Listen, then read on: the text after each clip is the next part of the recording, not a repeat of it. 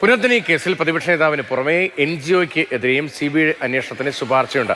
Manappad foundation ചെയർമാന്റെ പണപ്പിരിവിൽ ക്രമക്കേടുണ്ട് എന്നാണ് വിജിലൻസിന്റെ നിലപാട്. CBI അന്വേഷണം ആവശ്യപ്പെട്ടുള്ള കത്തിന്റെ കൂടുതൽ വിവരങ്ങൾ ഇന്ന് പുറത്തുനിന്ന് അനന്തകൃഷ്ണൻ ആ വിവരങ്ങളുമായി നമുക്കൊപ്പം ചേരുന്നുണ്ട്. അനന്തൻ, ഈ NGOയുടെ പേര് കഴിഞ്ഞ ദിവസം തന്നെ ചർച്ച ചെയ്യപ്പെട്ടിരുന്നതാണ്. അതേസമയം VD സതീശൻ നേരിട്ട് പണം സ്വീകരിച്ചതിന് ഒരു തെളിവുമില്ല എന്ന് വിജിലൻസ് ക്ലീൻ ചിറ്റ് നൽകി എന്തുണ്ട്. അതേസമയം സാങ്കേതികമായ ചട്ടലംഘനം അദ്ദേഹത്തിൻ്റെ ഭാഗത്തുണ്ടായി എന്ന നിലയിലാണ് വിജിലൻസ് റിപ്പോർട്ട് എന്ന വിവരം നമ്മൾ കഴിഞ്ഞ ദിവസം നൽകിയതാണ്. ഈ NGOയുമായി ബന്ധപ്പെട്ടടക്കം ഇന്ന് പുതുതായി വരുന്ന വിവരങ്ങൾ എന്തെല്ലാമാണ്? ഇന്നിപ്പോൾ വന്നത് ഇന്നലെ വന്ന വാർത്തയുടെ ശേഷിച്ച ഭാഗമാണ്. അതായത് VD സതീശനെതിരെ CBI അന്വേഷണം ശുപാർശ ചെയ്തുകൊണ്ട് വിജിലൻസ് നൽകിയ റിപ്പോർട്ട്, മുഖ്യമന്ത്രിക്കാണ് ആ റിപ്പോർട്ട് നൽകിയത്. ആ റിപ്പോർട്ടിൻ്റെ VD സതീശനെതിരെ CBI അന്വേഷണം ശുപാർശ ചെയ്തു എന്നുള്ള വാർത്തയാണ് ഇന്നലെ വന്നത്. അതിനൊപ്പം തന്നെയായിരുന്നു ഈ VD സതീശൻ്റെ വിദേശ പര്യടനവുമായി ബന്ധപ്പെട്ട് ഫണ്ട് ട്രാൻസ്ഫർ ചെയ്ത മണപ്പാട്ട് ഫൗണ്ടേഷൻ. ആ മണപ്പാട്ട് ഫൗണ്ടേഷനെതിരെ കൂടി CBI അന്വേഷണം അവർ ശുപാർശ ചെയ്തിരുന്നു വിജിലൻസ് ആ റിപ്പോർട്ടിൽ. അതിൻ്റെ ഭാഗമാണ് ഇന്ന് വന്നിരിക്കുന്നത്. അപ്പോൾ അതിനകത്ത് പറയുന്നത് VD സതീശനും മണപ്പാട്ട് ഫൗണ്ടേഷൻ ചെയർമാൻ അമീർ അഹമ്മദും കൂടി ഗൂഢാലോചന നടത്തിയിട്ടാണ് വിദേശത്ത് ഈ പണപ്പിരിവ് നടത്തിയതെന്നുള്ളതായിരുന്നു ആരോപണം, അന്വേഷണത്തിലേക്ക് നയിക്കാനുള്ള ആരോപണം. അത് സംബന്ധിച്ച് ചില പരാതികളുണ്ടായിരുന്നു. ആ പരാതികളുടെ അടിസ്ഥാനത്തിൽ അന്വേഷിച്ചപ്പോൾ മണപ്പാട്ട് ഫൗണ്ടേഷനിലേക്ക് 1,22,00,000 രൂപ വന്നിട്ടുള്ളതായി വിജിലൻസ് കണ്ടെത്തിയിട്ടുണ്ട്.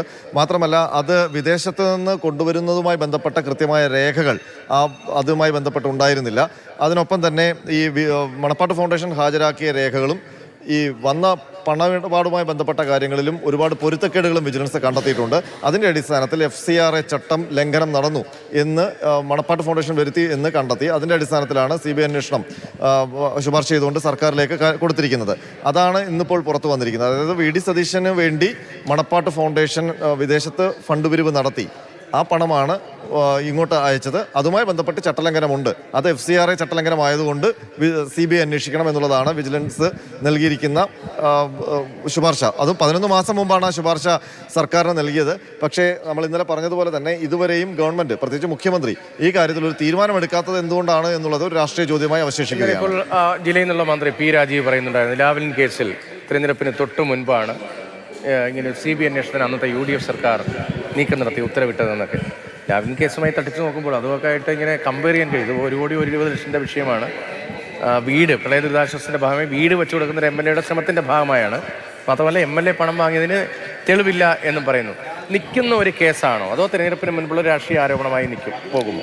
ഇത് നോക്കൂ, ഇതിനകത്ത് രതീഷ് ഒരു പ്രശ്നമുള്ളത്, തെരഞ്ഞെടുപ്പിന് മുൻപ് എടുത്ത ഒരു നീക്കം എന്ന് ഇതിനെ വിശേഷിപ്പിക്കാൻ പറ്റില്ല. കാരണം ഇത് തെരഞ്ഞെടുപ്പിന് മുൻപല്ല ഇത്തരമൊരു തീരുമാനം എടുത്തിരിക്കുന്നത്. ഈ തീരുമാനം എടുത്തിരിക്കുന്നത് 11 മാസം മുമ്പാണ്. 2025 ഫെബ്രുവരിയിലാണ് ഈ റിപ്പോർട്ട് വിജിലൻസ് കൊടുത്തിരിക്കുന്നത്. വാർത്തയാണ് ഇപ്പോൾ വന്നിരിക്കുന്നത്. അതായത് വിജിലൻസ് നടത്തിയത് VD സതീശനെതിരായ CPI നേതാവിന്റെ പരാതിയിലുള്ള പ്രാഥമിക അന്വേഷണമാണ്. ആ പ്രാഥമിക അന്വേഷണം പൂർത്തിയാക്കുമ്പോഴാണ് വിജിലൻസ് ഇതിനകത്ത് ഒരു പണമിടപാട് കണ്ടെത്തുന്നുണ്ട്. ആ പണമിടപാട് FCRA ചട്ടലംഘനത്തിന്റെ പരിധിയിൽ വരും എന്നാണ് അവർ മനസ്സിലാക്കിയത്. അതിന്റെ അടിസ്ഥാനത്തിൽ FCRA ചട്ടലംഘനം ഉണ്ടായാൽ അത് കേന്ദ്ര ഏജൻസി അന്വേഷിക്കണമെന്നുള്ളത് FCRA നിയമത്തിന്റെ ഭാഗമാണ്. അതുകൊണ്ടാണ് അത് വിജിലൻസ് CBIക്ക് ശുപാർശ ചെയ്തതെന്നാണ് അവരുടെ വാദം. അതുമായി ബന്ധപ്പെട്ട് 2025 2-ാം മാസം തന്നെ ഈ റിപ്പോർട്ടും ഈ ശുപാർശയും മുഖ്യമന്ത്രിക്ക് സമർപ്പിച്ചു. അത് ഇതുവരെ വെളിച്ചം കണ്ടിട്ടില്ല. ഒരു മന്ത്രിസഭാ യോഗത്തിൽ അത് വന്നിട്ടില്ലെന്നാണ് നമ്മൾ മനസ്സിലാക്കുന്നത്. അങ്ങനെ ഉണ്ടായിരുന്നെങ്കിൽ നേരത്തെ തന്നെ വാർത്ത വരുമായിരുന്നു. പക്ഷേ ഇപ്പോഴാണ് അതിൻ്റെ വാർത്ത വരുന്നത്. അപ്പോൾ നമ്മുടെ മുന്നിൽ 2 പ്രശ്നമുള്ളത്. തെരഞ്ഞെടുപ്പിൻ്റെ തൊട്ടു മുമ്പല്ല ഇങ്ങനൊരു നടപടിയിലേക്ക് സർക്കാർ പോയിരിക്കുന്നത്, വിജിലൻസ് പോയിരിക്കുന്നത്. പക്ഷേ അതിൻ്റെ റിപ്പോർട്ട് കൊടുത്തിട്ട് 11 മാസമായിട്ടും ഗവൺമെൻറ് എന്തുകൊണ്ട് തീരുമാനമെടുത്തില്ല എന്നുള്ളതാണ്. നേരത്തെ രതീഷ് സൂചിപ്പിച്ചതുപോലെ ഈ VD സതീശന് ക്ലീൻ ചിറ്റ് നൽകിക്കൊണ്ട് ഉള്ള ഒരു പരാമർശം, അത് വിജിലൻസ് സ്പീക്കർക്ക് കൊടുത്ത മറുപടിയാണ്. അതിനകത്ത് സ്പീക്കർ ചോദിച്ചത് VD സതീശന് വ്യക്തിപരമായി ഫണ്ട് വന്നിട്ടുണ്ടോ വിദേശത്ത് നിന്നുള്ളതാണ്.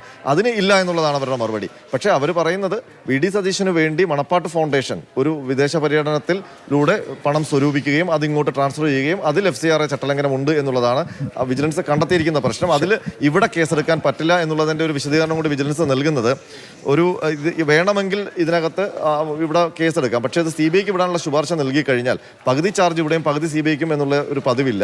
അത് പൂർണ്ണമായും അഴിമതി അന്വേഷണം കൂടി CBIയുടെ പരിധിയിൽ ഉള്ളത് കൊണ്ട് പൂർണ്ണമായും ആ കേസ് CBIക്ക് വിടാനുള്ളതാണ്. പക്ഷേ അത് രാഷ്ട്രീയമായി എന്തായാലും ഈ ഘട്ടത്തിൽ ഇത് വാർത്ത എവിടെ നിന്നാണ് വന്നത് എന്നത് സംബന്ധിച്ച് ഇപ്പോഴും അതിനകത്ത് ചില എന്താ പറയുന്നത്, അതിനകത്തൊരു തീർച്ചയില്ല.